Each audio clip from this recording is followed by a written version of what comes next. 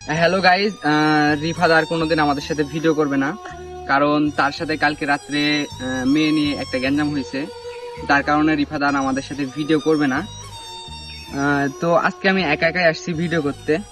সে মেয়ে নিয়ে আমার সাথে ভিডিও করবে না, তার মানে বুঝতে পারছেন, সে মেয়ের জন্য আমার সাথে ভিডিও করা ছেড়ে দিল। হয়তো বা কন্টেন্ট ক্রিয়েশন লাইফ আমার এখান থেকে শেষ, কারণ একটা মেয়ে নিয়ে সে আমার সাথে গ্যাঞ্জাম করছে আর বলছে কোনোদিন ভিডিও করবে না। যার কারণে আজকে থেকে এখান থেকে ভিডিও করা শেষ। আমার আজকে 5 মিনিট ধরে বলে তুই আমার নামে সুখ বলতে শুরু করে দিছিস সব। তুই চলে আইসু।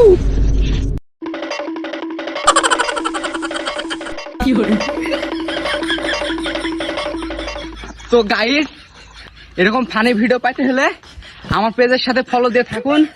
রিফাত আসছে আমার শেটার কাটি ভাঙতে, আমাকে শেটার কাটি ভাঙিলে তারপর আবার ভিডিও করবো।